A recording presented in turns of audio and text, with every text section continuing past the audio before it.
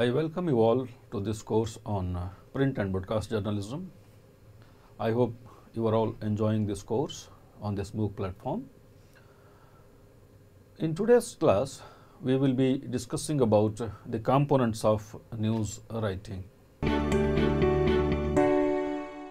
I am Basawaprabhu Jirli, working as a professor and head in the Department of Extension Education, Institute of Agricultural Sciences, Banaras, Hindu University. As a student of extension, we have some exposure to this concept of agriculture journalism and associated issues. And when we work for various categories of stakeholders, so what are the components that are to be considered for making it in the public arena? So that we will be taking up one by one. To begin with, we will be discussing about the national level scenario of the print media in particular, because before introduction of radio and television, the print media was the connotation for the term media. But with the introduction of TV and radio, so the scenario went on changing, and in the post 1990s, with the introduction of information communication technologies, the meaning again changed.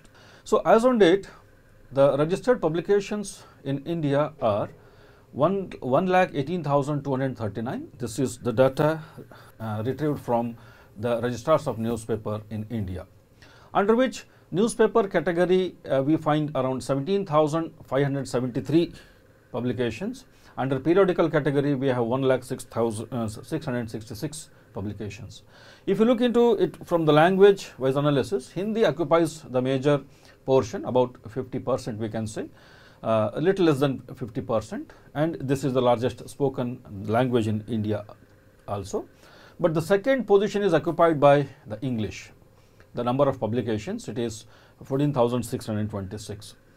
If you look into the largest number of publications published from a particular state, obviously Uttar Pradesh occupies the first position. This is one of the largest state in the country as far as the population is considered. Then the second position goes to Maharashtra with 16,241 publications. If you look into the circulation of these newspapers, the total circulation is, as on 1718, it is about 43 crores, and in which Hindi occupies about 50% of the total circulation. And the next position goes to English, again, which is having the figure of around 5 crore 34 lakhs 53,564. It is the circulation pattern. So the largest circulated daily is Anand Bazar Patrika, which is one of the oldest newspaper in India also, which is having circulation of about 11,18,440. The second largest circulated daily is the Hindustan Times with 9,50,000 papers being distributed every day. The largest circulated Hindi daily is Punjab Kesari, published from Jalandhar, which is having circulation of about 7,18,000. And in case of multi-edition dailies, so this is a very interesting figure you need to note down. So Dainik Bhaskar is having 58 editions, multi-city editions, and its circulation is put together, all these 58 multi-city editions. So it is coming to around 51,20,000. And the second largest circulated multi-edition daily is Times of India with 34 editions and having circulation of about 43,34,000. So with this, now we will be coming to, when we are into these figures, so this gives a clear-cut idea that there is lot of scope in the area of journalism, especially for the students of extension as well as the allied disciplines, agriculture and allied disciplines, including home science.